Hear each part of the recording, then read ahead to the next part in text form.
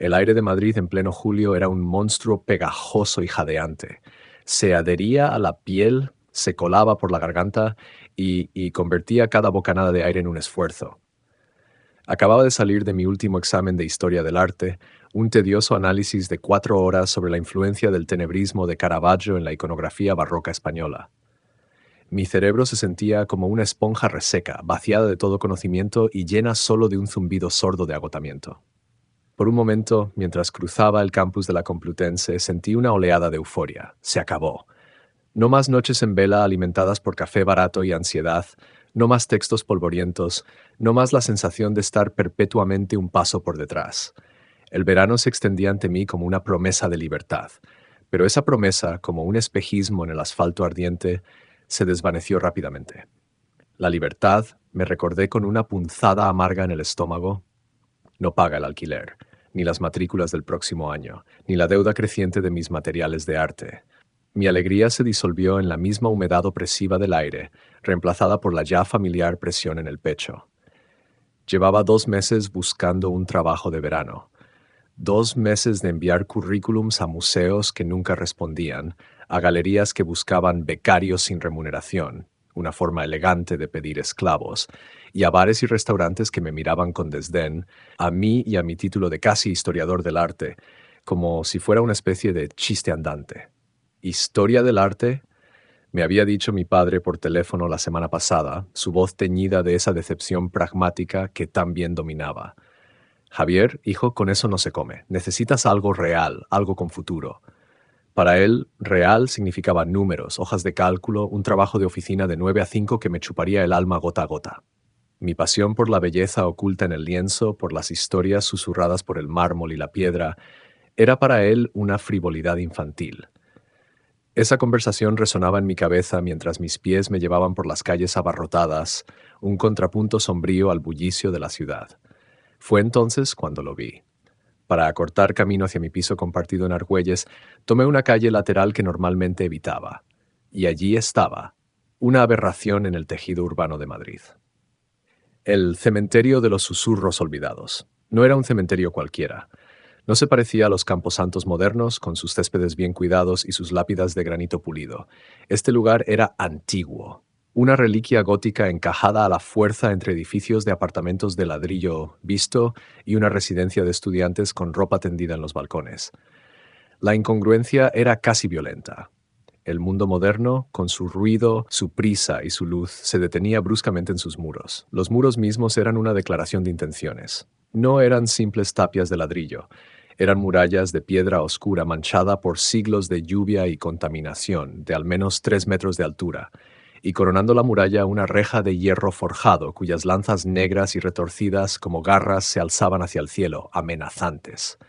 No era una valla para marcar un límite, era una jaula, diseñada con una ferocidad deliberada, no tanto para mantener a los vivos fuera, sino quizás para mantener algo más dentro, y en cada una de las 4 esquinas, montando guardias sobre pilares de piedra que se desmoronaban, estaban las gárgolas. Siempre me habían fascinado y repelido a partes iguales.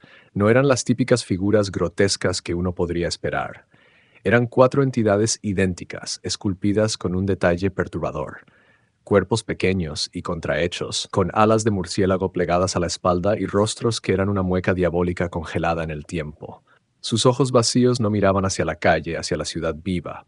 Todas miraban hacia adentro, hacia el corazón del cementerio, como si vigilaran atentamente lo que yacía bajo la tierra. Había algo en su postura, una tensión latente en la piedra, que las hacía parecer no guardianes, sino carceleros. Mientras mi mirada recorría la imponente reja, algo nuevo captó mi atención. Clavado toscamente en el portal principal, un trozo de madera descolorida que contrastaba con el óxido noble del hierro. Era un cartel, escrito a mano con una caligrafía irregular y urgente, con tinta que la intemperie había empezado a borrar. Se necesita ayuda. 2 palabras, simples, directas.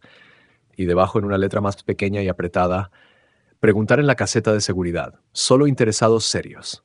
Me quedé quieto en medio de la acera, el ruido del tráfico a mi espalda convirtiéndose en un murmullo lejano. Era absurdo, surrealista. Un cementerio que parecía sacado de una novela de terror del siglo XIX, un lugar que la ciudad parecía haber olvidado o decidido ignorar, buscando personal. La curiosidad, una fuerza a menudo más poderosa que el sentido común, comenzó a tirar de mí. ¿Qué clase de ayuda podría necesitar un lugar como este? ¿Un jardinero para cortar un césped que parecía muerto desde hacía décadas? ¿Un restaurador para unas lápidas que se caían a pedazos? Mi desesperación era un ácido en mi estómago. Cada rechazo laboral había sido un pequeño golpe a mi autoestima. La voz de mi padre era un eco constante, y aquí, frente a mí, había una oferta. Extraña, sí, inquietante, sin duda, pero era algo. Con una resolución que me sorprendió a mí mismo, crucé la calle. El aire pareció enfriarse varios grados al acercarme a la puerta. El olor a ozono y a tierra húmeda y vieja se intensificó, ahogando el olor a asfalto caliente y a gases de escape. A través de los barrotes pude distinguir una pequeña construcción de piedra, casi una garita o una cripta en miniatura, justo al lado de la entrada. Una débil luz amarillenta parpadeaba en su interior. La puerta no estaba cerrada con llave. Chirrió con una protesta agónica cuando la empujé, un sonido como el de un hueso viejo rompiéndose. El silencio dentro de los muros era casi físico. Era como si hubiera cruzado un velo, dejando el mundo de los vivos atrás. El bullicio de Madrid se convirtió en un rumor distante, como el sonido del mar escuchado desde el fondo de una cueva. Un hombre salió de la garita de piedra antes de que yo llegara. No me oyó acercarme. Lo supe por la forma en que se movía. Era como si hubiera sentido mi presencia. Era viejo, o al menos lo parecía. Su cabello era de un blanco inmaculado, como la nieve recién caída, peinado hacia atrás con una pulcritud casi antinatural. Pero su cuerpo desmentía esa edad aparente. Se movía con una agilidad silenciosa y precisa, sin la vacilación ni la rigidez de la vejez. Vestía un traje negro, impecablemente cortado de un estilo que parecía haber pasado de moda hace 50 años, pero que en él se veía extrañamente atemporal. No había ni una arruga en la tela, ni una mota de polvo. ¿Puedo ayudarle en algo, joven?, preguntó. Su voz fue la sorpresa final. No era el graznido tembloroso de un anciano, era una voz profunda, resonante, con un timbre cálido que, sin embargo, no lograba ocultar un trasfondo de acero. Era la voz de un hombre acostumbrado a dar órdenes y a ser obedecido. Sus ojos, de un azul pálido casi transparente, me escrutaron con una intensidad que me hizo sentir como si estuviera mirando directamente a través de mi piel, leyendo mis deudas, mis fracasos y mi desesperación. Yo vi el cartel en la puerta, tartamudeé, sintiéndome repentinamente como un niño frente al director del colegio. ¿Es para un trabajo? Una leve sonrisa curvó sus labios delgados, pero no llegó a sus ojos. En cierto modo, respondió, su voz era un murmullo suave. Se podría llamar así. Hizo una pausa, dejándome en un silencio incómodo, obligándome a ser yo quien lo rompiera. Era una táctica de poder y funcionó. ¿Y en qué consistiría el trabajo?, pregunté, mi propia voz sonando débil y vacilante. ¿Por qué no damos un paseo?, sugirió en lugar de responder, con un leve gesto de cabeza hacia el sendero principal que se adentraba en el cementerio. Las viejas piedras tienen más que contar que mis pobres palabras. Sin esperar mi respuesta, se dio la vuelta y comenzó a caminar. Su espalda era recta, sus pasos medidos y seguros sobre el camino de grava. Por un instante quise dar media vuelta, salir por esa puerta chirriante y volver a la seguridad ruidosa y predecible de la ciudad. Pero algo me retuvo, la promesa de dinero, la humillación de volver a casa con las manos vacías una vez más y esa terrible y profunda curiosidad. Lo seguí. Caminamos en silencio entre hileras de lápidas inclinadas y ángeles de piedra decapitados por el tiempo. Algunas tumbas eran opulentas, mausoleos en miniatura con puertas de hierro corroído. Otras eran simples losas de piedra, con nombres y fechas casi borrados por completo. El aire era pesado, cargado con el olor de la decadencia y de algo más, algo floral y dulzón que resultaba nauseabundo. Este lugar es más antiguo de lo que la ciudad quiere recordar. Comenzó a hablar Elías, sin mirarme. Su voz parecía ser absorbida por el silencio circundante. Ha visto reyes y repúblicas, guerras y plagas, y siempre ha necesitado un guardián, un vigilante. Yo he desempeñado ese papel durante más de 50 años. Es mi vida y mi propósito. Se detuvo junto a un ángel que lloraba sobre una tumba sin nombre, pasando sus dedos largos y pálidos sobre el rostro de piedra cubierto de musgo. Sin embargo, continuó, han surgido circunstancias atenuantes, un asunto ineludible que me obliga a ausentarme de mi puesto durante unos días, Un evento que ocurre una vez por generación y que no puede ser ignorado. Aquellos a quienes normalmente recurriría en estas situaciones no están disponibles. Se giró para mirarme y de nuevo sentí el peso de su mirada. El trabajo que ofrezco es, en apariencia, simple. Actuar como guardián de este cementerio. Por una sola noche. Una única noche que casualmente es exactamente dentro de una semana. Procesé sus palabras. La parte sobre el evento generacional y los guardianes me pareció una teatralidad un tanto ridícula, el tipo de discurso que un viejo excéntrico podría inventar para darle importancia a su trabajo, pero una frase se destacó por encima de las demás. Una sola noche. Lo siento, señor, interrumpí, intentando sonar respetuoso pero firme. Le agradezco la oferta, pero estoy buscando algo más estable, un trabajo de verano. Un día de trabajo, con todo respeto, no me solucionará nada. Me cortó en seco. No levantó la voz, pero sus palabras cayeron con la fuerza de un martillo. Ofrezco 5.000 euros, en efectivo, libres de impuestos, por adelantado. El mundo se detuvo. El sonido de mi propio corazón latiendo en mis oídos se convirtió en un estruendo. 5.000 euros. Era más de lo que podría ganar en todo el verano sirviendo cafés. Era el alquiler de casi un año. Era la matrícula. Era un respiro, un salvavidas lanzado en el océano de mis deudas. Mi boca se abrió y se cerró un par de veces sin emitir sonido. El escepticismo luchó una batalla feroz contra la codicia y la desesperación. 5.000, eso es imposible. Ningún trabajo paga eso por una noche. Debe haber un error o es algún tipo de estafa. Este cementerio no pertenece a la ciudad ni a la universidad, dijo, anticipándose a mis objeciones. No operamos bajo sus mezquinas reglas. Si fuera por ellos, este terreno sagrado ya sería un centro comercial o un aparcamiento. Gracias a Dios no tienen ni voz ni voto en lo que aquí sucede.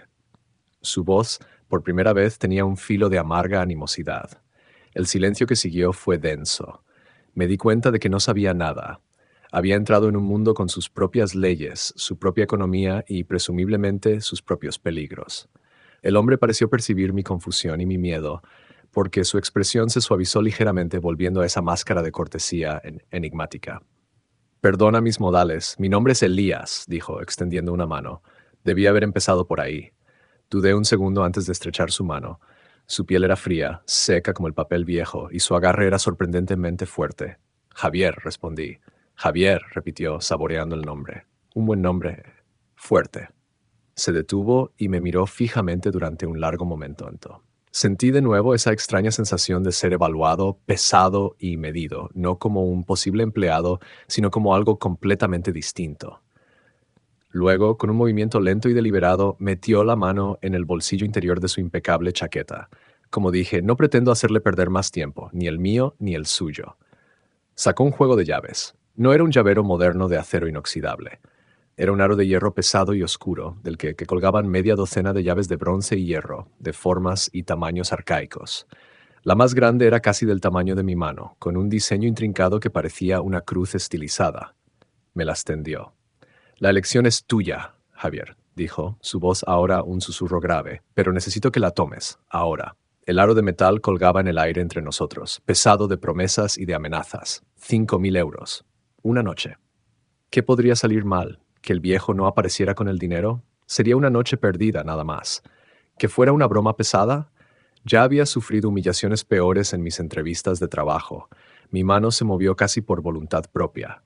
Mis dedos temblorosos se cerraron alrededor del frío metal de las llaves. El peso era real, sustancial. Una sonrisa de satisfacción genuina iluminó por fin el rostro de Elías. Bien, dijo asintiendo lentamente.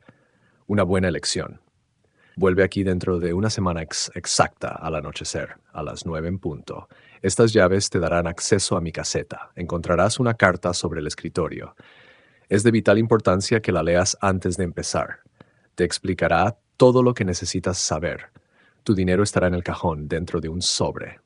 Sin más preámbulos, sin una despedida, Elías se dio la vuelta y se alejó por el sendero, su figura negra recortándose contra las tumbas grises hasta que desapareció entre las sombras y los árboles muertos. Me quedé solo en medio del cementerio de los susurros olvidados, con el silencio como un manto y el peso de las llaves en mi mano como un ancla. ¿Qué acababa de hacer? Había aceptado un trabajo de un completo extraño en un lugar que gritaba peligro por una suma de dinero tan ridícula que solo podía ser una trampa o el trato de mi vida. Guardé las llaves en el bolsillo de mis vaqueros. Se sentían frías y pesadas contra mi muslo. Di media vuelta y salí del cementerio. El chirrido de la puerta al cerrarse a mi espalda sonó definitivo, como el final de un capítulo. Al volver a la calle, el ruido y la luz de Madrid me golpearon como una agresión física. La gente reía en las terrazas de los bares, los coches pasaban, la vida seguía su curso, ajena por completo al enclave de muerte y silencio que acababa de dejar. Mientras caminaba hacia casa, la lógica intentaba reafirmarse. En el peor de los casos, me presentaría en una semana y no habría dinero. Me iría a casa sintiéndome como un idiota, pero no habría perdido nada más que un poco de tiempo. En el mejor de los casos, caminaría a casa con 5.000 euros en el bolsillo, por lo que probablemente sería la noche más aburrida de mi vida, sentado en una silla en un cementerio vacío. ¿Qué? ¿Qué tenía que perder?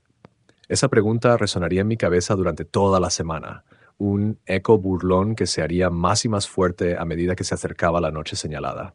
No tenía ni la más remota idea de la respuesta, y no sabía que al aceptar esas llaves no había firmado un contrato de trabajo, sino un pacto con unas sombras mucho más antiguas y hambrientas de lo que mi mente de estudiante de arte podría jamás haber concebido. La cuenta atrás había comenzado. La semana que siguió a mi encuentro con Elías fue un limbo febril, un purgatorio personal suspendido entre la incredulidad y una esperanza tan desesperada que dolía. Al salir del cementerio y ser golpeado de nuevo por la cacofonía de Madrid, sentí como si despertara de un sueño extraño y vívido. La conversación, la oferta, el peso de esas llaves arcaicas en mi bolsillo, todo parecía demasiado fantástico para ser real, producto de mi mente agotada y estresada. Durante las primeras 24 horas me convencí a mí mismo de que era una broma elaborada. Quizás Elías era un viejo actor rico y excéntrico, aburrido de su jubilación. O peor, decía en una estafa cruel, diseñada para burlarse de estudiantes pobres y desesperados como yo. Me imaginaba apareciendo en una semana solo para encontrar la puerta cerrada con un candado nuevo y una nota que dijera «inocente». La humillación ardía en mi interior solo de pensarlo. Intenté volver a la normalidad. Mis compañeros de piso, Pablo y Sofía, estaban en pleno modo celebración post-exámenes. Pablo, un estudiante de ingeniería con una visión del mundo tan pragmática y sólida como un puente de hormigón, ya había planeado una semana de fiestas, bares y recuperación de sueño. Sofía, que estudiaba filología inglesa y vivía en un estado de perpetua crisis existencial poética, hablaba de irse a la sierra a reconectar con su yo interior. ¿Tú qué, Javi? ¿Vienes esta noche a la Vía Láctea?, me preguntó Pablo al día siguiente, mientras yo miraba fijamente una mancha en la pared de nuestra cocina. Hay que celebrar que hemos sobrevivido a otro año de tortura académica. No sé, tío. Estoy hecho polvo, mentí. La verdad era que la idea de estar en un bar ruidoso y abarrotado me resultaba insoportable. Mi mente estaba en otro lugar, en un enclave de silencio y piedra en medio de la ciudad. ¿Sigues rayado por lo del curro?, preguntó Sofía con su habitual perspicacia, dándome un codazo suave. Ya saldrá algo, siempre sale. Quizás el universo te está guardando algo inesperado. Sonreí débilmente. Inesperado no empezaba a describir la posibilidad que se cernía sobre mí. Saqué las llaves de mi bolsillo, las puse sobre la mesa de la cocina. El pesado aro de hierro hizo un ruido sordo y definitivo sobre la madera barata. Pablo las cogió, sopesándolas en su mano. «¿Y esto? ¿Te has hecho cerrajero medieval? Pesan un quintal». «Es para un trabajo», dije, y las palabras sonaron huecas incluso para mí. «Ah, ¿sí? ¿Cuál? ¿Carcelero en el castillo de Manzanares el Real?», bromeó. «Algo así», respondí, guardando las llaves. «Es solo una cosa de una noche. La semana que viene». No presionaron más, pero sentí sus miradas. Mi evasiva, mi extraña distracción, había levantado una pequeña bandera roja. Durante los días siguientes me convertí en un fantasma en mi propio piso. Me saltaba las comidas, respondía con monosílabos. Pasaba horas en mi habitación con las llaves sobre el escritorio, mirándolas como si pudieran revelarme sus secretos. A veces las cogía. El metal siempre estaba frío al tacto, un frío que parecía venir de las profundidades de la tierra, no de la temperatura de la habitación. 2 veces durante esa semana, incapaz de soportar la incertidumbre, Mis pies me llevaron de vuelta a la calle del cementerio. No me atrevía a acercarme. Me quedaba al otro lado, fingiendo mirar el móvil, observando. El lugar tenía una personalidad propia. Por la mañana, bajo el sol implacable, parecía dormido, inerte, una simple colección de piedras viejas. Pero al atardecer, a medida que las sombras se alargaban, parecía despertar.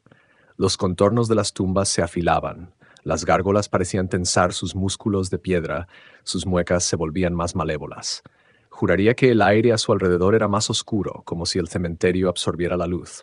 En la tercera tarde lo vi, a Elías. Estaba de pie, inmóvil como una de sus estatuas, justo dentro de la puerta. No hacía nada, solo miraba hacia la ciudad, su silueta negra perfectamente recortada contra la piedra gris. No me vio, o si lo hizo, no dio ninguna señal, pero su presencia fue como una descarga eléctrica. Era real. Todo era real, y la cita se acercaba. El sueño se convirtió en un lujo que no podía permitirme. Cuando lograba dormir, mis sueños eran un torbellino de imágenes febriles. Soñaba que caminaba por pasillos interminables de lápidas, con los nombres borrados. Soñaba con el sonido de uñas arañando la piedra desde abajo. Una noche soñé con las gárgolas. No se movían, pero sus ojos vacíos me seguían, y oía un susurro en mi mente, una palabra repetida una y otra vez en un lenguaje que no entendía, pero que me llenaba de un terror primordial. Despertaba empapado en sudor, con el corazón martilleando contra mis costillas, y la primera cosa que mis ojos buscaban en la penumbra de mi cuarto era el brillo opaco de las llaves sobre el escritorio. El día señalado llegó, el séptimo día. Me levanté sintiéndome como un condenado en el día de su ejecución. El aire en el piso era denso de tensión, una tensión que emanaba enteramente de mí. «Tío, pareces un muerto viviente», me dijo Pablo en el desayuno, su tono a medio camino entre la broma y la preocupación genuina. «¿Seguro que vas a ir a esa cosa rara esta noche?» «No tiene buena pinta, Javi». «Tengo que ir», respondí. Mi voz era un graznido. Mi desesperación financiera había sido el catalizador inicial, pero ahora se había transformado en otra cosa. Era un desafío, un duelo personal con ese lugar, con Elías, con mis propios miedos. Darme la vuelta ahora se sentía como una derrota mucho más profunda que simplemente perder el dinero. Era admitir que el miedo me había vencido. Salí de casa a las 8:30, mientras el sol se teñía de naranja y púrpura en su lenta agonía tras los edificios de Madrid. La ciudad, como siempre, bullía de vida, pero para mí era un escenario de cartón piedra. Yo me movía a través de él, pero no formaba parte de él. Mi destino estaba en ese islote de muerte y silencio. Llegué a la puerta del cementerio a las 9:05. Estaba desierto. La luz de la garita de Elías estaba apagada. Por un momento, un alivio helado me recorrió. Era una estafa. Podía irme a casa, pero entonces recordé sus palabras. «Estas llaves te darán acceso a mi caseta». Saqué el pesado aro de hierro. Mis manos temblaban tanto que me costó seleccionar una llave. La más grande, la que parecía una cruz, era para la puerta principal. La introduje en la cerradura antigua. Requirió un esfuerzo considerable para girarla.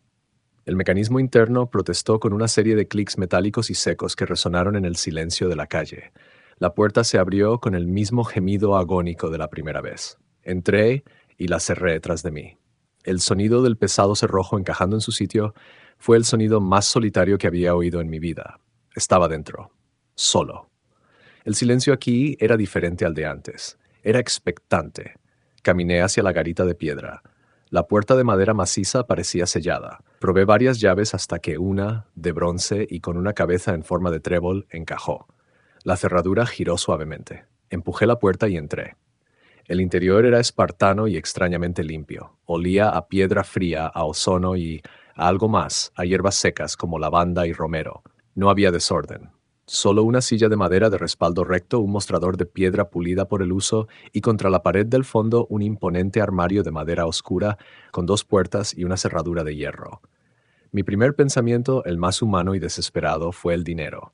Mi corazón latía con fuerza. ¿Estaría allí? ¿O todo esto había sido el preludio de una broma cruel?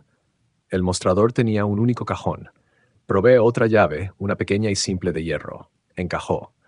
Con el aliento contenido, giré la llave y abrí el cajón. Dentro había un sobre grueso de color crema. Mi nombre, Javier, estaba escrito en él con la misma caligrafía urgente del cartel. Mis dedos, torpes y temblorosos, rompieron el papel. Dentro, un fajo de billetes. Eran de 100 euros. nuevos, crujientes. Los conté allí mismo bajo la débil luz de mi móvil. 1, 2, 3 veces. 50 billetes, 5.000 euros. La realidad me golpeó con la fuerza de un puñetazo en el estómago. El dinero era real, y si el dinero era real, todo lo demás también tenía que serlo. El alivio de tener el dinero en mis manos fue inmediatamente ahogado por una ola de pánico puro y helado. Fue entonces cuando vi la carta. Había caído del sobre al suelo. No era papel de oficina. Era un pergamino grueso y amarillento, doblado en 4. Lo recogí. Estaba escrito con la misma tinta negra y la misma caligrafía de Elías. Desplegué el pergamino y empecé a leer. Para el guardián temporal, si estás leyendo esto, es que has aceptado el peso de la vigilia y has encontrado tu paga. Considera ese dinero una simple formalidad. El verdadero pago esta noche es la supervivencia. El trabajo que se te ha encomendado puede parecer un simple acto de vigilancia, pero la responsabilidad que has asumido es mucho mayor de lo que puedes imaginar. Este no es un suelo común, es tierra profana, un receptáculo para almas que no encontraron descanso ni lo merecían. Recuerda la lección más importante de esta noche, grábala en tu mente hasta que eclipse todo lo demás. Nadie bueno ha sido enterrado aquí jamás. A continuación, he dejado una lista de reglas. No son sugerencias ni consejos, son leyes, inquebrantables. Tu vida dependerá de tu obediencia ciega y absoluta a cada una de ellas. Regla número 1. La puerta. Este cementerio tiene una única entrada y salida. Ya la has cruzado. A las 10 en punto de la noche, esa puerta debe estar cerrada y asegurada con su llave principal. No debe abrirse bajo ninguna circunstancia hasta que el primer rayo del sol toque el pilar de la gárgola del este. No se permitirá la entrada a nadie, ni a la policía, ni a los servicios de emergencia, ni a un alma suplicante que jure ser tu madre. Ellos están fuera, y tú dentro, y lo que está dentro debe permanecer dentro. Tú, como guardián temporal, tienes prohibido abandonar estos terrenos hasta el amanecer. La valla no solo mantiene a los vivos fuera, Javier, te mantiene a ti a salvo dentro del único lugar relativamente seguro, el campo de batalla. Regla número 2. El traje del guardián. La llave con la cabeza en forma de calavera abre el gran armario de madera a tu espalda. Dentro encontrarás un traje similar al mío y un par de zapatos. Debes quitarte tu ropa mundana y vestir este atuendo durante toda la noche. No es una cuestión de estética, es una cuestión de identidad. He calculado tu talla lo mejor que he podido. Puede que no te quede perfecto, pero servirá a su propósito. Ellos no deben ver a Javier, el estudiante. Deben pensar que sigues siendo yo. El traje es un manto, un disfraz, un escudo. No subestimes su poder. Puedes quedártelo si sobrevives a la noche. Regla número 3. La sal y las rosas blancas. He colocado una única rosa blanca sobre 4 tumbas específicas en este cementerio. Tu primera tarea, después de cerrar la puerta y ponerte el traje, es localizarlas. En el armario, junto al traje, encontrarás varias bolsas de tela llenas de sal gruesa. Debes verter un círculo completo de sal alrededor de cada una de esas 4 lápidas. No tiene que ser artísticamente perfecto, pero debe ser un círculo completo sin huecos ni interrupciones. Un solo grano de separación es una puerta abierta. Una vez completados los círculos, mantente lo más alejado posible de esas tumbas y nunca bajo ninguna circunstancia perturbes la sal. Lleva siempre contigo una pequeña bolsa de sal. Siempre. Regla número 4. Las campanas de los condenados. Verás que sobre algunas tumbas cuelgan unas pequeñas campanas conectadas a un cordel que se pierde bajo tierra. Son reliquias de una época de miedo, diseñadas para salvar a los enterrados vivos. Ahora sirven para un propósito diferente. Si oyes sonar una campana, una sola, localiza la tumba de la que procede y rodéala inmediatamente con un círculo de sal, como hiciste con las de las rosas. Luego, aléjate. Sin embargo, hay otra posibilidad mucho más grave. Si varias campanas comienzan a sonar a la vez, en una cacofonía rápida y desesperada, no corras. No busques su origen. Detente donde estés y vierte un círculo de sal a tu alrededor tan rápido como puedas. Date espacio, porque las campanas no están sonando por los muertos, están sonando para advertirte. Anuncian que algo ha despertado y que viene a por ti. No salgas de tu círculo por nada del mundo. No importa lo que veas, oigas o creas oír. Regla número 5. Las gárgolas vigías. Las 4 gárgolas de piedra en las esquinas del cementerio no son decoración, son las carceleras. Miran hacia adentro por una razón. Durante la noche puede que notes que alguna ha desaparecido de su pilar. Si esto ocurre, ignóralo. Sigue con tu tarea como si no hubieras visto nada. Si ves a una de ellas en otro lugar del cementerio, en el suelo, sobre una tumba, en medio del camino, aparta la vista inmediatamente. Cierra los ojos, finge que no existe. No muestres ninguna señal de que sabes que se ha movido. No son una amenaza directa para ti mientras no provoques su ira. Su deber no es protegerte a ti, sino contener a los demás. Regla número 6. Santiago el Mutilado. Cerca de la esquina noroeste hay una lápida de mármol negro muy erosionada. El único nombre legible es Santiago. No necesitas saber lo que hizo en vida. Solo necesitas saber lo que hará si se levanta. Si lo ves, si oyes su risa quebrada o el arrastrar de sus pies, tu instinto te dirá que corras y te escondas en esta caseta.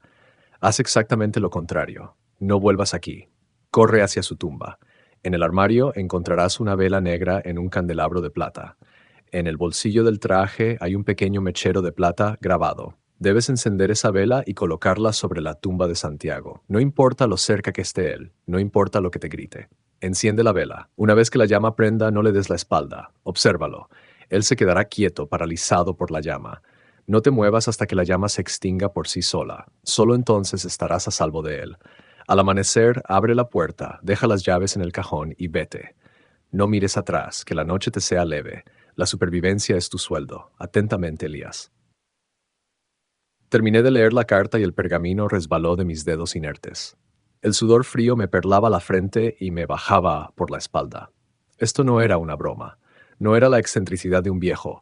Era un manual de instrucciones para sobrevivir a una noche en el infierno.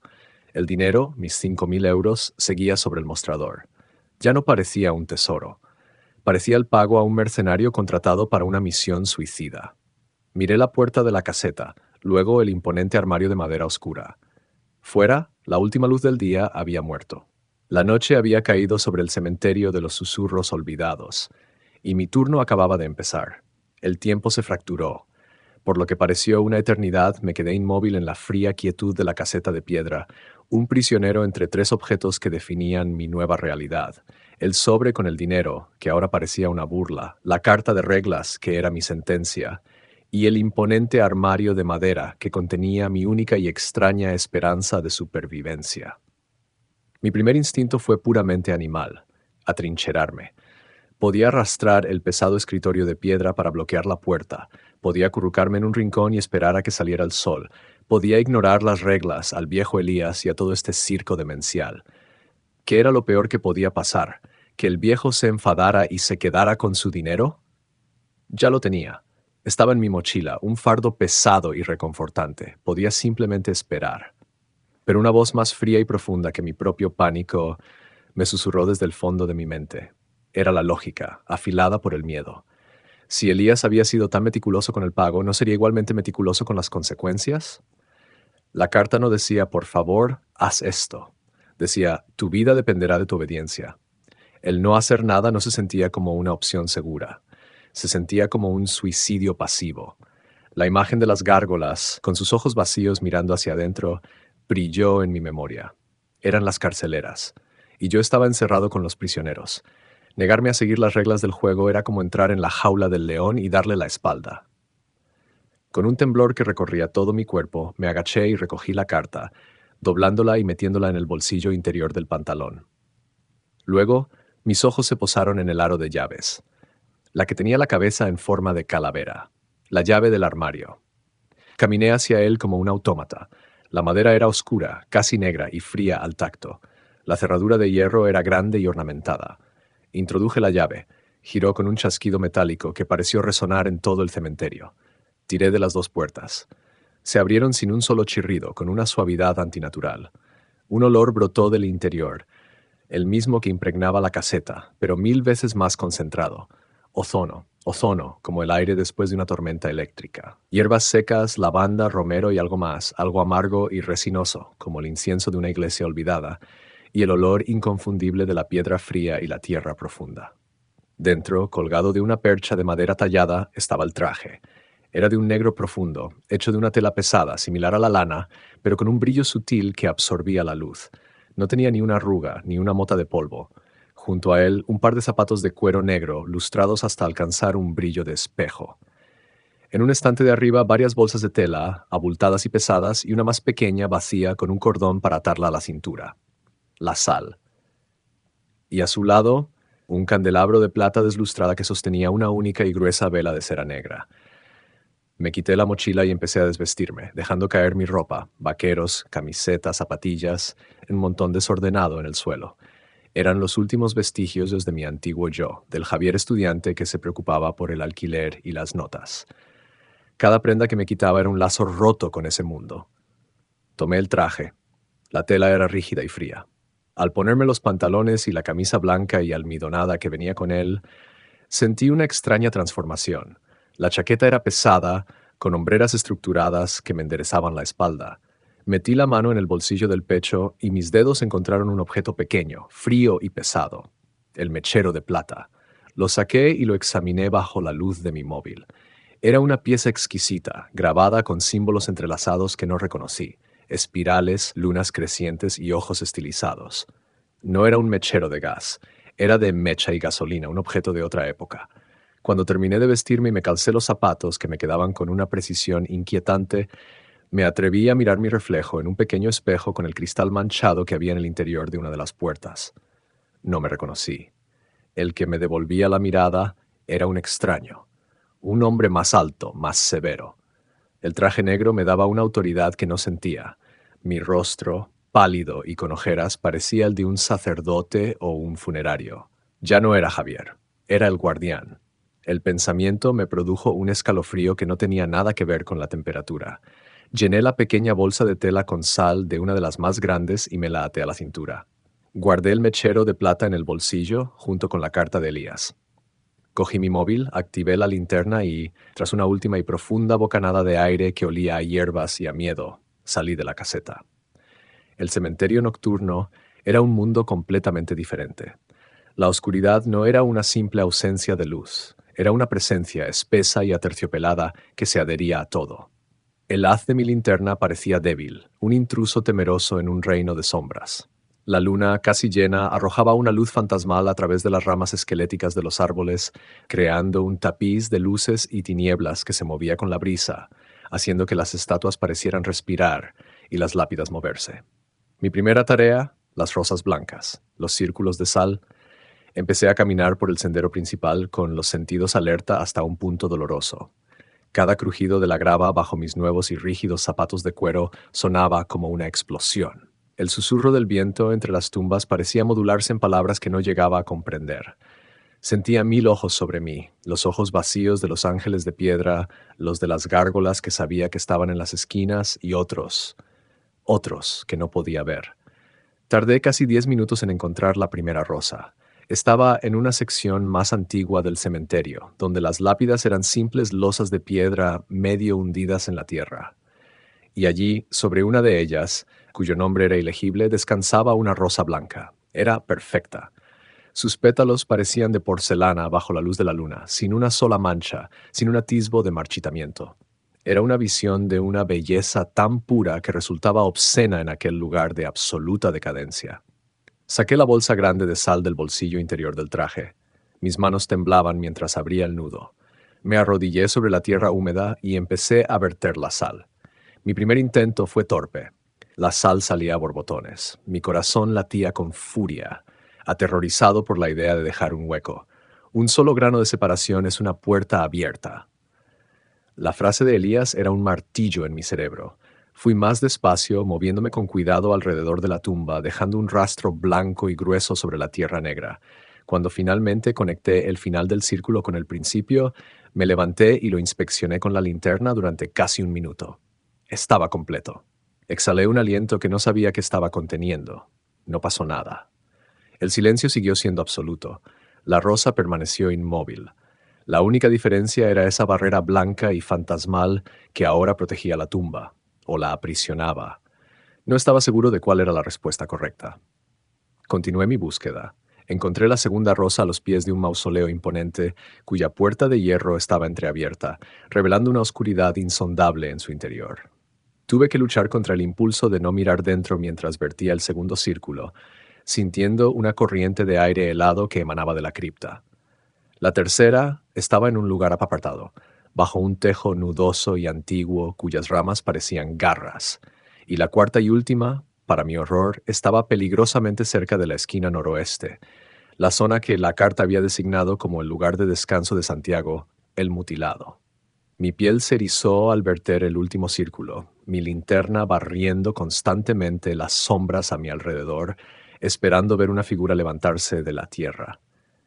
Pero de nuevo no pasó nada. Las 4 tumbas estaban selladas. Había cumplido la primera parte del ritual. Con una extraña mezcla de triunfo y pavor, emprendí el camino de vuelta a la relativa seguridad de la caseta de piedra. Me sentía como un soldado que ha superado la primera línea de defensa enemiga. Lo he hecho, pensé. He seguido las reglas. Quizás pueda sobrevivir a esto. Fue entonces cuando lo oí. No fue un sonido fuerte, fue lo opuesto. Fue la ausencia de sonido seguida por algo tan sutil que al principio creí que era el viento, un susurro al borde mismo de mi capacidad auditiva. Me detuve en seco, apagando la linterna del móvil para agudizar el oído. El silencio volvió a reinar. «Te lo estás imaginando, Javier», me dije a mí mismo. «Es el estrés, el cansancio». Estaba a punto de seguir caminando cuando el susurro regresó, esta vez más claro, y heló la sangre en mis venas. Javier. Era la voz de una mujer, una voz que conocía mejor que la mía propia. Era la voz de mi madre. «Javier, cariño, ¿dónde estás? Ayúdame». La voz parecía venir de mi derecha, de entre un grupo de tumbas oscuras. Mi corazón dio un vuelco. El pánico se mezcló con una oleada de amor y preocupación filial tan poderosa que me hizo dar un paso en esa dirección. Mi madre. ¿Qué hacía aquí? ¿Cómo era posible? Mi mente racional gritaba: «Es una trampa». La regla número 3, los susurrantes. Mi madre está a 500 kilómetros de aquí, durmiendo en su cama. Pero la voz era perfecta. No era una imitación. Era ella. Podía oír el temblor de miedo en su tono, la inflexión familiar con la que decía mi nombre. «Tengo frío, Javi. Por favor, ven a buscarme. No me dejes aquí sola». Estaba paralizado, atrapado en una agonía de indecisión. Una parte de mí quería correr hacia la voz, protegerla, sin importar las consecuencias. La otra parte estaba petrificada por la advertencia de Elías. «Javi, tío». Esta vez la voz vino de mi izquierda. Era Pablo. Sonaba aterrorizado, sin aliento. «Corre, sal de aquí.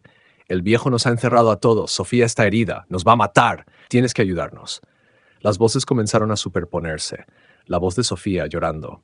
La voz de mi padre, severa y decepcionada. «Sabía que no serías capaz, Javier. Siempre fracasas». Voces de antiguos profesores, de amigos de la infancia, un coro de fantasmas acústicos que me asediaban desde todas las direcciones. Caí de rodillas sobre la grava, abrumado. El ataque no era físico, era mental, emocional. Estaban usando mis propios recuerdos, mis propios afectos, como un arma contra mí. «No es real», sisé, apretando los dientes. «¿No es real?» Me tapé los oídos con las manos, pero era inútil. Las voces no venían de fuera. Parecían resonar directamente dentro de mi cráneo. «No nos quieres, Javier. Nos has abandonado. Cobarde. Ayúdame». Cerré los ojos con fuerza. Mi mano libre buscó a tientas la bolsa de sal atada a mi cintura. Mis dedos se cerraron sobre la tela áspera. El tacto de la sal, su promesa de ser una barrera sagrada, fue mi única ancla en esa tormenta de locura. Comencé a recitar, no una oración, sino mi propia letanía de cordura. Caravaggio, mi 1571, mi 610, Tenebrismo, Claroscuro. Artemisia Gentileschi, Judith decapitando a Holofernes, 1620. Velázquez, Las Meninas, 1656, composición en abismo. Nombres, fechas, técnicas, datos fríos y objetivos. Un muro de conocimiento contra el asalto de la emoción. Las voces parecieron vacilar, confundidas por mi extraña letanía. Siguieron susurrando, pero sus palabras perdieron filo, convirtiéndose en un zumbido de fondo como el de insectos furiosos. Seguí arrodillado en medio del camino, con las manos apretadas sobre los oídos, los ojos cerrados, recitando la historia del arte como un mantra desesperado. El rito de la sal había terminado, pero el verdadero bautismo de fuego acababa de comenzar. Y me di cuenta, con una claridad aterradora, de que los monstruos que se arrastraban fuera de las tumbas podían no ser la amenaza más peligrosa de la noche. El verdadero campo de batalla estaba dentro de mi propia cabeza. El silencio que siguió a la retirada de los susurros fue casi más aterrador que el ruido. Era un silencio absoluto, antinatural. No había grillos, ni el lejano rumor del tráfico de la ciudad, ni el murmullo del viento. Era el silencio de un vacío, como si el mundo entero contuviera la respiración. Me quedé de rodillas sobre la grava durante un minuto entero, con los oídos zumbando y el eco de las voces fantasmales todavía rebotando en mi cráneo. Mi mantra de historiador del arte se había agotado. Mi mente estaba en blanco, pulida por el pánico hasta quedar vacía. Lentamente, con los músculos agarrotados y temblorosos, me puse en pie. El traje negro se sentía pesado y húmedo por mi propio sudor. Mi único pensamiento coherente era la caseta. Se había convertido en mi faro, mi única pieza de territorio seguro en este tablero de ajedrez infernal. Me di la vuelta y comencé a caminar, o más bien a tropezar, de vuelta por el sendero. Cada estatua que pasaba, cada ángel lloroso o cruz de piedra parecía observarme con una nueva y malévola inteligencia. Ya no eran simples objetos, eran espectadores. Cuando finalmente llegué a la puerta de la caseta, casi me caigo al intentar abrirla. Entré de golpe y la cerré de un portazo, girando el pesado cerrojo de hierro. Apoyé la espalda contra la madera fría y me deslicé hasta el suelo, respirando de forma entrecortada, aspirando el olor a ozono y hierbas secas como si fuera el aire más puro del mundo. Pasó una hora, o quizás dos. Perdí la noción del tiempo. Me senté en la silla de madera, mirando por la pequeña ventana hacia el cementerio inmóvil. Bebí casi un litro de agua de una botella que había traído, y mi cuerpo la absorbió como si fuera un desierto. En un rincón, sobre un pequeño estante, había una petaca de plata. La cogí. Estaba llena de un líquido ambarino que olía fuertemente a brandy. La tentación de dar un largo trago, de adormecer los bordes afilados de mi miedo, fue casi abrumadora. Pero las palabras de Elías resonaron en mi mente. Tu vida dependerá de tu obediencia ciega y absoluta. El alcohol era un lujo que no podía permitirme. Necesitaba mi ingenio, por muy maltratado que estuviera. Dejé la petaca en su sitio. Saqué la carta y la leí de nuevo bajo la luz del móvil. Las palabras que antes parecían fantásticas y teatrales, ahora eran literales, un evangelio de supervivencia. Cada regla era un ancla. Mientras la siguiera, quizás podría ver el amanecer. La calma, o una imitación barata de ella, comenzó a sentarse en mí. El cementerio permanecía en silencio. Las tumbas no se movían, las estatuas estaban quietas. Tal vez la prueba de los susurros había sido el evento principal de la noche. Tal vez el resto de las reglas eran solo para contingencias raras, eventualidades que no ocurrirían en mi turno. Me estaba permitiendo caer en esa cómoda mentira cuando el sonido lo rompió todo. Ding. No fue fuerte, fue un único toque de campana, claro y metálico, pero en el silencio absoluto sonó como un disparo. Venía de las profundidades del cementerio. Mi corazón, que había empezado a latir a un ritmo casi normal, se disparó de nuevo, martilleando contra mi esternón. La regla número 4. Si oyes sonar una campana, una sola, localiza la tumba de la que procede y rodéala inmediatamente con un círculo de sal.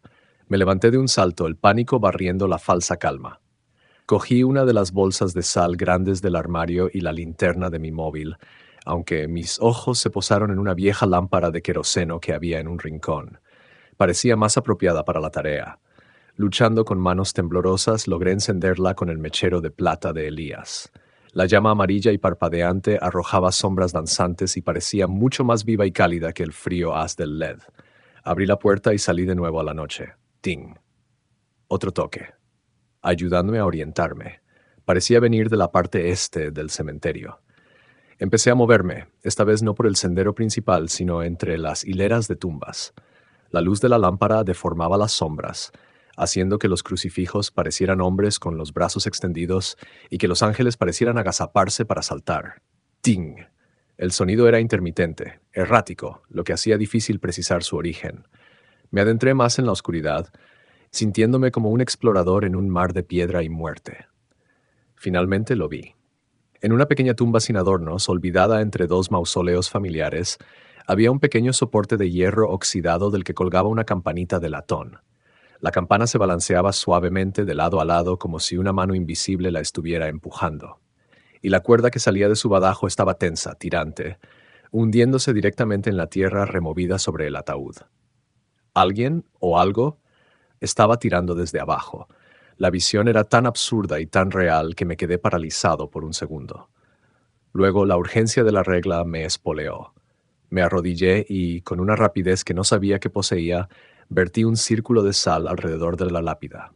Mis movimientos eran más seguros ahora, mi mano más firme. En el preciso instante en que el último grano de sal cerró el círculo, La campana se detuvo. Se quedó completamente inmóvil, como si nunca se hubiera movido. La cuerda perdió su tensión y colgó flácida. El silencio regresó, pero esta vez me sentí diferente. Sentí una oleada de poder. Las reglas funcionaban, la magia o lo que fuera era real y yo tenía las herramientas para combatirla. Me levanté, sintiéndome casi eufórico. «Puedo hacer esto», pensé. Me di la vuelta para regresar a la caseta, mi confianza renovada, y entonces mi corazón se detuvo. El haz de luz de mi lámpara barrió la esquina noreste del cementerio. Y el pilar de piedra estaba vacío. La gárgola ya no estaba. Un frío glacial, mucho peor que el pánico anterior, se apoderó de mí. Este no era un sonido ni un susurro. Era una alteración fundamental de la realidad. Una estatua de piedra de varias toneladas simplemente se había desvanecido. Mi primer impulso fue enfocar la luz allí, buscar en el cielo, gritar, pero la regla número 5 me golpeó con la fuerza de un puñetazo. Si notas que alguna ha desaparecido, ignóralo. ¿Ignorarlo? ¿Cómo se suponía que iba a ignorar algo así? Era como ignorar que una montaña se había movido de sitio. No mires, me ordené a mí mismo en un susurro siseante. Sigue caminando. Mira al suelo. No pasó nada. Forcé mis pies a moverse, un paso tras otro, con la mirada clavada en el círculo de luz que mi lámpara proyectaba sobre la grava, justo delante de mí. Mi cerebro era un caos. ¿A dónde había ido? ¿Estaba volando por encima de mí en la oscuridad? La idea era tan monstruosa que casi me hizo vomitar. «Finge que no existe», me recordaba la voz de Elías desde la carta. Seguí caminando, con el cuerpo rígido como una tabla, pero no pude evitar que mis ojos se movieran, escudriñando la periferia de mi visión. Y fue entonces cuando la vi. No estaba en su pilar. Estaba agazapada en la parte superior de un gran mausoleo a mi izquierda, a unos 20 metros. Estaba perfectamente inmóvil, en una postura de depredador a punto de saltar. Era la misma estatua, pero su contexto había cambiado de una forma tan horrible que mi mente se negaba a procesarlo. No se había movido, simplemente estaba allí. La segunda parte de la regla estalló en mi mente. Si ves a una de ellas en otro lugar, aparta la vista inmediatamente. Cierra los ojos. Obedecí al instante. Dejé caer la lámpara, que se apagó con un ruido sordo, sumergiéndome en la oscuridad casi total, solo rota por la débil luz de la luna. Apreté los párpados con tanta fuerza que veía estrellas de colores. Conté. 1, 2, 3. Mi corazón era un tambor desbocado. 4, 5. Sentía su peso, su presencia, su mirada de piedra fija en mí. 6, 7, 8, 9, 10. Abrí los ojos. No miré hacia el mausoleo. Miré al suelo. Busqué a tientas la lámpara. La levanté y, milagrosamente, logré volver a encenderla. Me obligué a seguir caminando hacia la caseta con la mirada fija al frente. Fue entonces cuando oí el sonido. Shurr, un sonido pesado, raspante. El sonido inconfundible de piedra maciza arrastrándose sobre grava y tierra. Venía de detrás de mí. Thud, un golpe sordo y pesado, como si algo inmenso acabara de aterrizar. Se estaba moviendo. La gárgola se estaba moviendo. El terror puro y sin adulterar finalmente rompió mis cadenas de obediencia. El instinto de supervivencia animal tomó el control. Ya no caminaba. Corrí. Corrí como nunca antes en mi vida, con los pulmones en llamas y el corazón amenazando con estallar. No me atreví a mirar atrás. No necesitaba hacerlo, podía oírlo. El horrible shirk, tud, shirk, tud me seguía el ritmo. A veces sonaba directamente detrás de mí, otras veces a mi izquierda, luego a mi derecha. No me estaba persiguiendo en línea recta. Me estaba flanqueando, pastoreando, jugando conmigo. La caseta estaba a solo 30 metros. 20. 10. Podía ver la puerta, mi santuario. Salté los últimos escalones de un salto, me di la vuelta y tiré de la puerta con toda mi fuerza. Me lancé dentro justo cuando la cerraba de golpe. Giré el cerrojo en el preciso instante en que un tut ensordecedor y masivo golpeó la madera, haciendo que toda la estructura de piedra temblara. La puerta aguantó. Me quedé allí, con la espalda pegada a la madera vibrante, jadeando, escuchando. Silencio. El silencio absoluto y antinatural había regresado. Había sobrevivido, pero ahora lo sabía con una certeza que me helaba el alma. No estaba solo en un cementerio, estaba encerrado en una jaula, y los carceleros estaban despiertos, y estaban jugando. El eco del golpe masivo contra la puerta todavía vibraba en mis huesos. Me quedé pegado a la madera, con cada músculo de mi cuerpo tenso como un cable de acero, esperando el siguiente impacto. Esperaba un estallido de madera astillada, la visión de una garra de piedra atravesando la puerta. Pero no llegó. En su lugar reinó el silencio. Un silencio que era de alguna manera más amenazador. Era el silencio de un depredador que ha acorralado a su presa y ahora puede permitirse el lujo de ser paciente. Los minutos se arrastraban como horas. No me atrevía a moverme. No me atrevía a respirar demasiado fuerte. Estaba convencido de que la gárgola seguía ahí fuera, a centímetros de mí, escuchando, esperando. Empecé a oír sonidos, o creí oírlos. Un ligero arañazo en la pared de piedra de la caseta, como el de una uña inmensa. El sonido de un guijarro rodando por el tejado de pizarra y cayendo al suelo. ¿Era el viento? ¿O era la criatura explorando mi pequeña fortaleza buscando un punto débil? Mi curiosidad, una pulsión morbosa y autodestructiva, comenzó a luchar contra mi terror. Necesitaba saber. Necesitaba ver. La ventana de la caseta estaba cubierta por una gruesa contraventana de madera por dentro, pero una de las lamas estaba ligeramente rota, dejando una astilla de espacio, no más ancha que mi dedo meñique. Con un movimiento infinitamente lento, me arrastré por el suelo, lejos de la puerta, y me acerqué a la ventana. Me arrodillé, contuve la respiración y pegué el ojo a la rendija. Al principio no vi nada más que la oscuridad y las formas fantasmales de las lápidas bajo la luz de la luna. Luego, algo en mi campo de visión. Una forma de un gris oscuro con la textura de la piedra erosionada. Se movió y me di cuenta de que estaba mirando una mano, o una garra. Tenía 3 dedos gruesos rematados en garras romas y desgastadas y un pulgar opuesto. Se posó suavemente sobre el alféizar de piedra de la ventana, a menos de 1 metro de mi cara. Los dedos tamborilearon sobre la piedra, un gesto silencioso y pensativo que era terroríficamente humano. Luego, la garra se retiró y la visión desapareció. Retrocedí de golpe, ahogando un grito en mi garganta. Era real, estaba ahí fuera, y era inteligente. Estaba probando los límites de mi jaula. Pasé las siguientes 2 horas en un estado de asedio autoimpuesto. Me senté en el suelo, en el rincón más alejado de la puerta y la ventana, con la lámpara de queroseno a mis pies, arrojando un círculo de luz temblorosa. Cada sombra que danzaba en la pared era un nuevo monstruo. Cada crujido de la vieja estructura de piedra era la gárgola intentando entrar. Miré mi reloj. Eran las 2:37 de la madrugada. Estaba en el corazón de la noche, el nadir de la oscuridad, donde el tiempo parece detenerse y la esperanza es un recuerdo lejano. Me pregunté por las otras 3 gárgolas. ¿Seguían en sus pilares? ¿O estaban las 4 ahí fuera, rodeando mi refugio, esperando en silencio? La idea me provocó náuseas. Y entonces, en medio de mi espiral de paranoia, sonó. Ding. Una única y clara nota de campana. Mi cabeza se levantó de golpe. Sentí una extraña punzada de alivio. Una campana, pensé. Es solo una. Ya sé qué hacer. Era un diablo conocido, un procedimiento que ya había completado con éxito. Me levanté, cogí otra bolsa de sal del armario, mi confianza regresando de forma precaria. Estaba a punto de abrir la puerta y enfrentarme a mi tarea. Dong. Una segunda campana desde una dirección completamente diferente, de un tono más grave, más lúgubre. Antes de que pudiera procesarlo, ting, ting, ting, ting, ting. Una tercera, aguda, rápida y enloquecida, como si alguien la agitara con un pánico ciego. Y entonces el infierno se desató. Como una orquesta dirigida por un director demente, docenas de campanas se unieron en una cacofonía ensordecedora. Algunas eran lentas y solemnes, como un toque de difuntos. Otras eran rápidas y discordantes. El aire vibraba con el estruendo metálico. Era un sonido que no solo se oía, sino que se sentía en el pecho, en los dientes. Era el sonido de todos los muertos enterrados gritando a la vez. La regla. La regla de la carta brilló en mi mente con la claridad de un relámpago. Si varias campanas comienzan a sonar a la vez, detente donde estés y vierte un círculo de sal a tu alrededor tan rápido como puedas. No están sonando por los muertos, están sonando para advertirte. Anuncian que algo ha despertado y que viene a por ti. Un dilema helado me atenazó. Detente donde estés. Yo estaba en la caseta. ¿Era la caseta suficiente protección? El golpe de la gárgola había hecho temblar sus cimientos. La criatura o criaturas seguían ahí fuera. ¿Era este refugio de piedra realmente seguro? ¿O la regla exigía la protección específica, mágica, de la sal? Miré la bolsa de sal en mi mano. Era una barrera sagrada, según Elías. La caseta era solo piedra.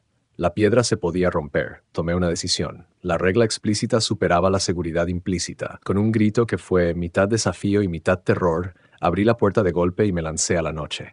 El sonido me golpeó con la fuerza de una pared física. Era un caos abrumador. Y la visión que me recibió era aún peor. La tierra. La tierra del cementerio se estaba moviendo. Por todas partes, el suelo se hinchaba y se agrietaba. Manos esqueléticas, cubiertas de tierra y jirones de carne podrida, emergían de las tumbas. Figuras oscuras y contrahechas se estaban desenterrando, arrastrándose fuera de sus tumbas como insectos repugnantes. Era la cosecha de los condenados. No había tiempo. Rasgué la bolsa de sal y empecé a correr en un círculo amplio, vertiendo un torrente blanco sobre el camino de grava. «Date espacio», había escrito Elías. Las figuras recién levantadas se enderezaban. Eran una pesadilla de formas variadas. Cadáveres con ropas hechas jirones, esqueletos con tendones todavía adheridos, cosas que apenas parecían humanas, retorcidas en posturas de agonía. Y todos ellos al salir giraban sus cabezas. Sus cuencas vacías o sus ojos que brillaban con una luz fosforescente se fijaron en mí. El único ser vivo, cálido y palpitante en su reino de muerte fría. Empezaron a moverse hacia mí. Algunos se arrastraban, otros cojeaban, otros se movían con una rapidez espasmódica y antinatural. El círculo estaba casi completo. Me quedaban solo un par de metros de espacio. Una de las figuras, una mujer con un vestido de novia hecho jirones y la mandíbula desencajada, estaba peligrosamente cerca. Podía oír el chasquido de sus dientes, ver sus dedos huesudos y extendidos. Apreté el paso, vertiendo los últimos puñados de sal. Cerré el círculo justo en el instante en que sus dedos estaban a punto de rozar mi brazo. La criatura echó contra una barrera invisible. Un escudo de fuerza que no podía ver, pero que era innegablemente real.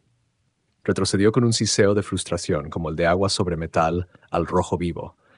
Caí hacia atrás, aterrizando en el centro de mi isla de seguridad, jadeando en busca de aire. Estaba a salvo, por ahora. A mi alrededor, una horda de muertos vivientes se agolpaba contra los bordes de mi círculo de sal, susurrando, gruñendo, arañando el aire, incapaces de entrar. Estaba rodeado un náufrago en un mar de pesadillas. Y entonces un nuevo sonido cortó a través de la sinfonía de las campanas y los gemidos de los muertos. Un sonido que me heló hasta la médula. Venía de la esquina noroeste del cementerio. La zona de Santiago. Era una risa baja, gutural, quebrada. Una risa llena de una malicia tan antigua y tan pura que hacía que los horrores que me rodeaban parecieran meros niños traviesos. Giré la cabeza en esa dirección, mis ojos buscando a través de la multitud de cadáveres. Vi cómo la tierra sobre una tumba de mármol negro se removía violentamente. Una mano larga y delgada, con uñas como garras sucias, salió disparada, seguida de la otra. La figura se impulsó hacia arriba con una fuerza antinatural. Era alta, demacradamente delgada, vestida con lo que parecían los restos de un traje de granjero. Finalmente, se liberó por completo. Se enderezó hasta alcanzar una altura imposible, su cuerpo encorvado y retorcido. Se sacudió la tierra de los hombros y luego, muy lentamente, giró su cabeza pálida y enfermiza hacia mí. Santiago, el mutilado, se había levantado y estaba sonriendo. Las campanas se callaron. Los gemidos y gruñidos de la horda que me rodeaba se desvanecieron en un murmullo bajo, como si todos contuvieran la respiración a la espera de una orden. El único sonido que cortaba el silencio era la risa rota y gutural de Santiago. Se quedó allí, junto a su tumba profanada, una silueta imposiblemente alta y delgada contra la luz de la luna. Su risa se calmó, convirtiéndose en un jadeo divertido. Inclinó su cabeza pálida y enfermiza hacia un lado, mirándome fijamente a través de la multitud de cadáveres. Sus ojos, dos pozos de oscuridad, parecían absorber la luz. «Vaya, vaya», dijo. Su voz era un susurro rasposo, el sonido de hojas secas arrastradas sobre el cemento. «Miren lo que tenemos aquí. Un nuevo guardián. Fresco, lleno de vida». Hizo una pausa y una sonrisa torcida y sádica se dibujó en sus labios delgados. Me encanta cuando Elías manda carne nueva. Los viejos guardianes se vuelven tan aburridos. Se movió, dando un paso lánguido fuera del agujero de su tumba.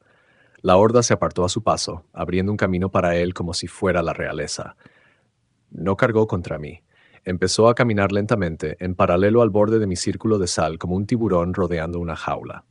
«Veo que has aprendido algunos de los viejos trucos», continuó, su voz goteando burla. «Sal. Qué pintoresco, una pequeña barrera para mantener a los niños malos fuera. Pero ¿sabes una cosa, guardián? Las barreras están hechas para romperse, y yo llevo mucho, mucho tiempo esperando para jugar». Mi mente era un torbellino de pánico, estaba atrapado. El círculo me protegía de la horda, pero resistiría un asalto directo de él. Recordé la regla. La regla específica para Santiago. Tu instinto te dirá que corras y te escondas. Haz exactamente lo contrario.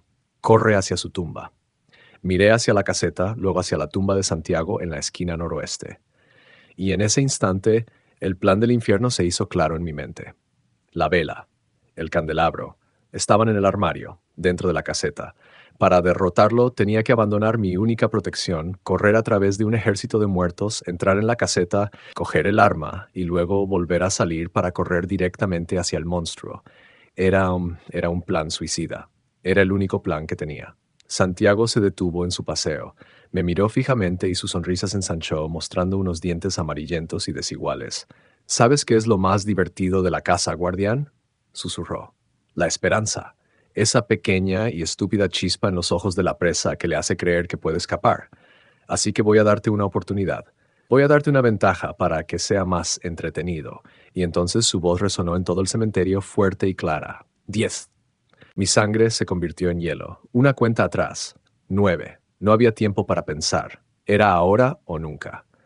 Revisé mi bolsillo. El mechero de plata grabado seguía allí, frío y pesado. Era todo lo que tenía. 8.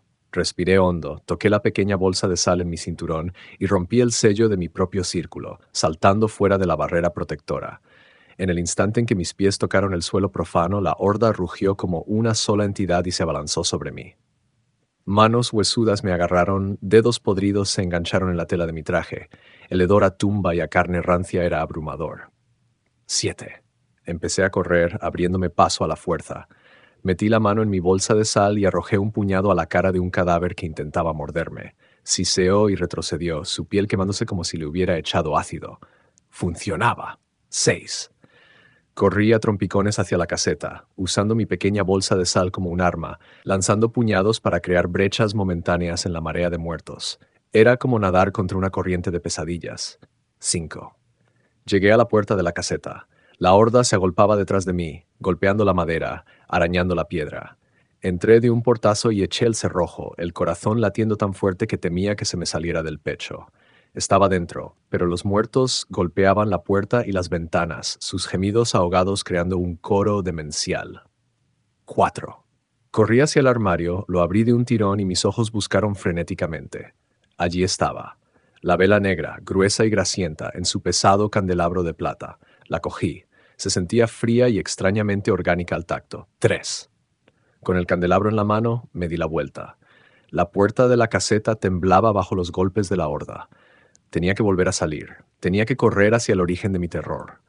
2. Abrí la puerta y me lancé de nuevo a la locura. Esta vez con un destino claro, la esquina noroeste. La tumba de Santiago. La horda enfurecida se volvió a lanzar sobre mí. Corrí más rápido de lo que nunca había corrido en mi vida. Salté sobre lápidas, esquivé brazos que se extendían desde el suelo. La risa de Santiago me perseguía, mezclada con su cuenta atrás. Justo cuando estaba a punto de llegar, mi pie se enganchó en una raíz o una losa suelta. Caí. Caí con fuerza, mi rodilla golpeando una lápida con un dolor agudo y cegador. El candelabro voló de mi mano, deslizándose por la hierba húmeda. 1. A cuatro patas vi a Santiago abalanzarse sobre mí, sus largos y delgados brazos extendidos, sus garras sucias listas para desgarrarme. El tiempo se ralentizó. Vi su rostro lleno de un éxtasis triunfante y sádico. Aquí voy. Cerré los ojos, esperando el final. ¡Crack! Un sonido como el de una montaña partiéndose en dos. Abrí los ojos. Una forma inmensa de piedra gris había aterrizado entre Santiago y yo. Era una de las gárgolas. No me miró. Su cabeza diabólica estaba girada hacia Santiago, sus ojos de piedra fijos en él. Y no estaba sola. Otra gárgola aterrizó a la derecha de Santiago y una tercera a su izquierda, cortándole la retirada. Los carceleros. Santiago dejó de reír. Su rostro se contrajo en una mueca de rabia y miedo. «¡No!», gritó, su voz perdiendo toda su compostura. «¡Quitaos de en medio! ¡Es mío!». Intentó empujar a la gárgola que tenía delante, pero la criatura de piedra no se movió ni un centímetro. Dos de ellas lo agarraron por los brazos, sujetándolo. Estaba inmovilizado. No estaban salvándome a mí. Estaban conteniendo a su prisionero más peligroso. Esa era mi oportunidad. Me arrastré por el suelo, cogí el candelabro y busqué a tientas el mechero de plata. Lo saqué y lo acerqué a la mecha negra. Lo golpeé una vez. Una chispa, pero no hubo llama. «Deteneos, os lo ordeno», gritaba Santiago, luchando inútilmente contra el agarre de piedra. Lo golpeé de nuevo. Nada. Y otra vez. Finalmente, en el cuarto intento, la mecha prendió. Pero la llama no era amarilla ni naranja. Una llama de un blanco puro y brillante, fría como la luz de las estrellas, brotó de la vela. No emitía calor. Me puse en pie, cojeando, corrí los últimos metros hasta la tumba profanada de Santiago y coloqué el candelabro sobre la losa de mármol negro. En el instante en que la base de plata tocó la piedra, todo se detuvo. La llama blanca se elevó, ardiendo con una luz silenciosa e intensa. Santiago se cayó. Su cuerpo se quedó completamente inmóvil, su rostro congelado en una máscara de puro terror y agonía. Las gárgolas lo soltaron y, sin un sonido, retrocedieron hacia las sombras y desaparecieron. La horda de muertos que me rodeaba se derrumbó. Como si alguien hubiera cortado los hilos de unas marionetas, cayeron al suelo en montones inertes de huesos y carne podrida, volviendo a ser simples cadáveres. El silencio absoluto regresó al cementerio. Recordé la última parte de la regla: no le des la espalda, obsérvalo, no te muevas hasta que la llama se extinga por sí sola. Me quedé allí, de pie y temblando, a pocos metros de la tumba. Mi rodilla palpitaba de dolor, pero no me moví. Me quedé observando a Santiago, que permanecía congelado en su pose de agonía, su mirada de terror fija en la pequeña llama blanca que ardía sobre su propia lápida, consumiendo lentamente la vela negra en un castigo silencioso y eterno. El cazador se había convertido en el trofeo, y yo, el guardián, estaba obligado a ser el único testigo de su suplicio. El silencio que cayó sobre el cementerio era más profundo que cualquier otro que hubiera experimentado esa noche. Era un silencio absoluto, pesado, como si el propio aire se hubiera solidificado. La sinfonía de las campanas, los gemidos de la horda, la risa de Santiago, todo se había desvanecido, dejando un vacío que zumbaba en mis oídos. Me quedé de pie, prisionero de la última regla, mi cuerpo temblando por una mezcla de terror residual y agotamiento extremo.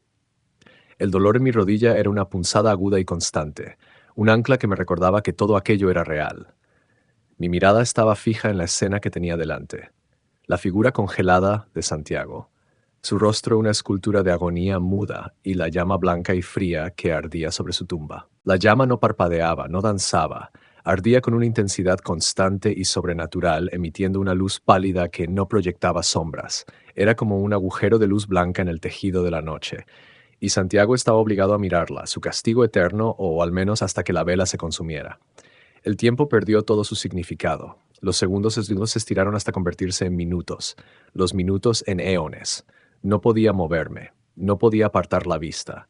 Mi mente, liberada de la necesidad de luchar por la supervivencia inmediata, comenzó a reproducir la noche en un bucle horrible. Vi las manos saliendo de la tierra. Oí los susurros con las voces de mis seres queridos. Sentí el impacto de la gárgola contra la puerta de la caseta. No eran recuerdos, eran fantasmas que danzaban detrás de mis ojos. Mi cuerpo gritaba de agotamiento. Mis párpados pesaban como el plomo. El dolor de mi rodilla subía por mi pierna. Pero la regla era clara: no te muevas hasta que la llama se extinga por sí sola. Así que me quedé allí, como una estatua más del cementerio, un guardián forzado a vigilar el castigo de su propio torturador. No sé cuánto tiempo pasó, 1 hora, quizás más. Finalmente vi un cambio. La llama blanca, que había sido tan constante, vaciló. Se encogió sobre sí misma, parpadeó una vez, arrojando una última y brillante pulsación de luz, y luego se apagó. La oscuridad se precipitó sobre nosotros, y en el mismo instante la figura de Santiago se desmoronó. No cayó como un hombre. Se deshizo. Hubo un sonido seco, como el de una pila de leña vieja derrumbándose, y donde antes había estado la figura agonizante, ahora solo había un montón de huesos descoloridos y los jirones podridos de su ropa. Se había convertido en lo que siempre fue: un montón de restos muertos. La amenaza por fin se había extinguido por completo. Un temblor me recorrió al darme cuenta de que era libre. La regla se había cumplido. Podía moverme. Di un paso tentativo y un gemido de dolor escapó de mis labios. Mi rodilla apenas podía soportar mi peso. Apoyándome en una lápida cercana, comencé el largo y agonizante viaje de vuelta a la caseta. El camino me llevó directamente a través del campo de batalla. Tuve que pasar por encima y alrededor de los cuerpos inertes de la horda. Ahora, bajo la pálida luz de la luna, ya no eran monstruos amenazantes. Eran patéticos. Cadáveres en estados grotescos de descomposición. Vi a la mujer con el vestido de novia, ahora una maraña de huesos y tela sucia. Vi figuras que apenas podía reconocer como humanas. La realidad de la noche me golpeó con una nueva fuerza. No había sido una alucinación. Había luchado contra esto. Había sobrevivido a esto. Cuando por fin llegué a la puerta de la caseta, estaba al borde del colapso. Entré, cerré la puerta sin echar el cerrojo esta vez y me derrumbé en la silla de madera, soltando el candelabro de plata sobre el mostrador de piedra. El sonido metálico resonó en el silencio. Miré mi reloj, las 4:52 de la madrugada. El amanecer estaba cerca. Solo tenía que esperar. Esas últimas horas fueron las más largas de mi vida. Sentado en la oscuridad de la caseta, el peso de la noche cayó sobre mí como una losa. El miedo había dado paso a un vacío inmenso y helado. Ya no sentía nada. Estaba hueco. Miré mi reflejo en el cristal oscuro de la ventana. Vi la silueta de un hombre con un traje negro, el guardián, pero el rostro era el de un extraño, una máscara pálida, ojerosa que no reconocía como mía. ¿Quién era yo ahora? ¿Qué quedaba de Javier, el estudiante de arte? Pensé en los 5.000 euros que estaban en mi mochila, la razón por la que estaba aquí. El dinero parecía una broma cruel, una cantidad insultante. ¿Qué precio tenía un alma? ¿Cuánto valía ser testigo del infierno? Me di cuenta de que daría cada céntimo de ese dinero y todo lo que tenía por borrar las últimas 8 horas de mi existencia. Pero sabía que era imposible. Las cicatrices de esa noche no estaban en mi cuerpo, salvo por la rodilla. Estaban grabadas en mi mente para siempre. Y entonces vi el primer atisbo de cambio.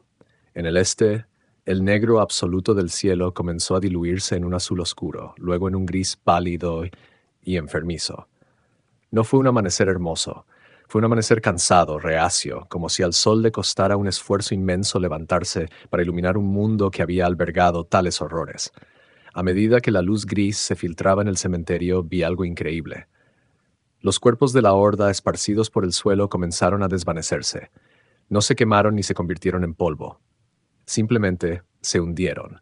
La tierra pareció volverse líquida a su alrededor, absorbiéndolos de nuevo en su seno, cerrándose sobre ellos sin dejar rastro. El montón de huesos de Santiago también se hundió en el suelo de su tumba abierta. En cuestión de minutos, el cementerio estaba limpio. No había evidencia de la batalla. No había rastro de la cosecha. Solo las viejas tumbas, la hierba descuidada y el silencio. El cementerio estaba guardando sus secretos una vez más. El primer rayo de sol directo, una línea dorada y temblorosa, tocó la cima del pilar de la gárgola del este. Era la señal. Mi turno había terminado. Me levanté, cada movimiento una agonía. Me quité el traje del guardián, doblándolo con un cuidado casi reverencial, y lo dejé en el armario. Me puse mi propia ropa, mis vaqueros, mi camiseta, y se sintió extraña como un disfraz. Dejé el pesado juego de llaves sobre el mostrador, junto al candelabro y el mechero de plata. Cogí mi mochila con el dinero dentro. Me lo había ganado. Salí de la caseta por última vez. Caminé por el cementerio, ahora bañado por la luz de la mañana. Parecía casi pacífico, una mentira descarada. Llegué a la puerta principal y usé la llave más grande para abrir la cerradura. El sonido metálico sonó extrañamente mundano. Empujé la pesada puerta de hierro y salí a la acera. El mundo estaba despertando. Un camión de la basura pasaba ruidosamente. Un hombre con ropa deportiva corría, escuchando música con sus auriculares, ajeno a todo. La ciudad volvía a la vida. Me quedé allí un momento, el sol de la mañana en mi cara, sintiendo un calor que nunca había apreciado tanto. Miré hacia atrás una última vez al cementerio de los susurros olvidados. Luego me di la vuelta y, cojeando con el alma hecha jirones y 5.000 euros en la espalda, comencé el largo camino a casa. El camino a casa fue un desenfoque de dolor y disociación. Cada paso era una agonía para mi rodilla, pero el dolor físico era casi bienvenido. Era algo real, algo tangible en lo que concentrarme, una distracción del torbellino de imágenes que se repetían en mi mente. La ciudad despertaba a mi alrededor, ajena a mi calvario. Las luces de las panaderías se encendían, arrojando un brillo cálido sobre la acera. El olor a café y a pan recién hecho flotaba en el aire. La gente corría para coger el primer metro, con los rostros llenos de las preocupaciones mundanas del día a día, el trabajo, las facturas, los amores. Me sentía como un fantasma, un espectro de otro mundo, vestido con ropa sucia y con el horror todavía pegado a la piel, invisible para todos ellos. ¿Cómo podía su mundo, tan normal y ordenado, existir al mismo tiempo que el que yo acababa de dejar? La incongruencia era una locura. Subir los 3 tramos de escaleras hasta mi piso fue mi propio Everest personal. Cuando finalmente metí la llave en la cerradura y abrí la puerta, el sol de la mañana ya entraba por las ventanas del salón. Pablo estaba en la cocina, preparándose un café, ya vestido para ir a la universidad a recoger unas notas. Se giró al oírme entrar, y la taza se detuvo a medio camino de sus labios. Su expresión de somnolencia se transformó primero en sorpresa y luego en pura alarma. «Joder, Javi, ¿qué coño te ha pasado?», dijo, su voz llena de una preocupación genuina. Sofía, atraída por la voz de Pablo, salió de su habitación. Llevaba puesto un pijama y se frotaba los ojos, pero su somnolencia se desvaneció al verme. Se llevó una mano a la boca. Me miré a mí mismo a través de sus ojos. Estaba pálido como un muerto, con ojeras que parecían moratones. Mi ropa estaba sucia de tierra y sudor. Mi pantalón estaba rasgado a la altura de la rodilla y la tela estaba tiesa y oscura por la sangre seca, y cojeaba visiblemente. «¿Estás bien? ¿Te han atracado? Hay que llamar a la policía», dijo Sofía, acercándose a mí. La mentira me salió casi por instinto, una defensa patética contra una verdad imposible. «No, no, estoy bien», grazné, mi voz ronca por el desuso y el terror. Me emborraché. Me metí en una pelea estúpida en un bar de Malasaña. Me caí por unas escaleras, no es nada. La mentira era tan débil, tan insuficiente, que me dio asco a mí mismo. Pero era lo único que tenía. ¿Qué otra cosa podía decir?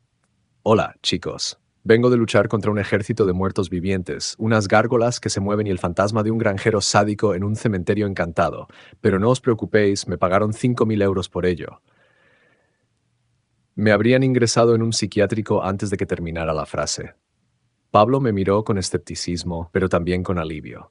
Un atraco era aterrador, pero una estúpida pelea de borrachos era algo que su mente pragmática podía procesar. Era algo normal. «Eres idiota, tío», dijo, aunque su tono era más de alivio que de enfado. «Anda, métete en la ducha, tienes una pinta horrible. Sofía, trae el botiquín, hay que curarle esa rodilla».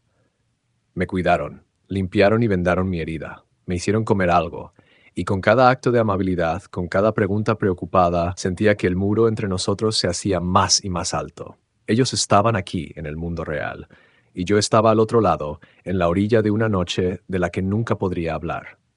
La soledad de mi secreto era mucha prisión más efectiva que los muros del cementerio. Los días que siguieron fueron un infierno gris. El sueño no llegaba. Cada vez que cerraba los ojos, veía el rostro de Santiago, oía el tintineo de las campanas, sentía el frío de la garra de piedra en la ventana. Cuando finalmente el agotamiento me vencía, las pesadillas eran tan vívidas que me despertaba gritando, empapado en sudor. El dinero seguía en mi mochila, escondido en el fondo de mi armario. No lo toqué durante una semana. Me sentía sucio, maldito. Era el pago por mi trauma, y no quería tener nada que ver con él. Me convertí en una sombra en mi propio piso. Mis amigos intentaron hablar conmigo, sacarme de casa, pero yo los rechazaba. ¿Cómo podía reírme de sus chistes o preocuparme por sus dramas cuando había visto lo que había visto?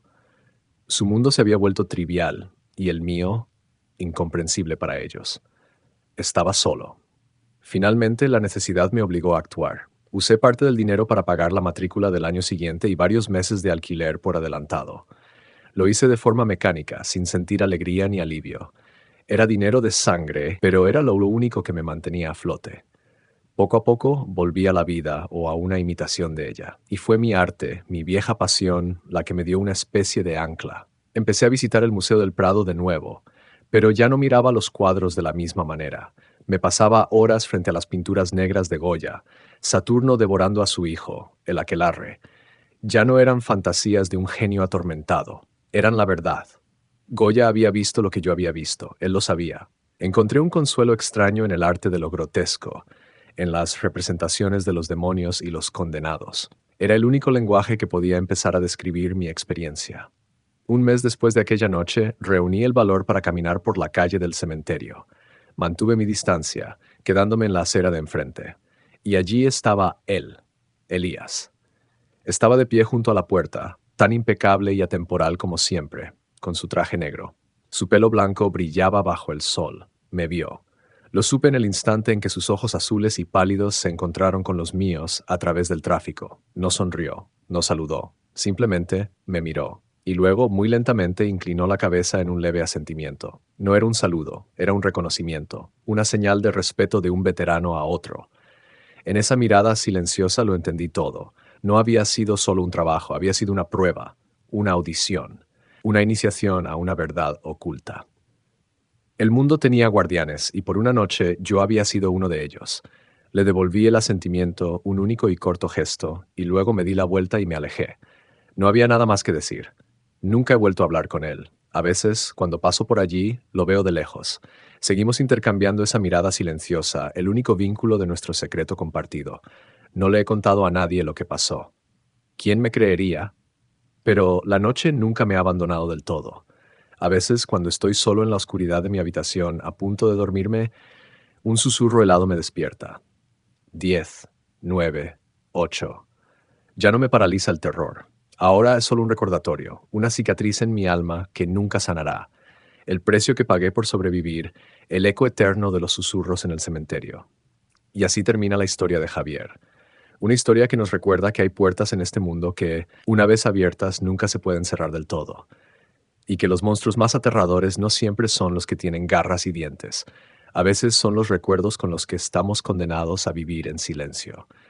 Gracias por acompañarnos en No Sleep N99. Tengan cuidado ahí fuera y duerman bien, si pueden.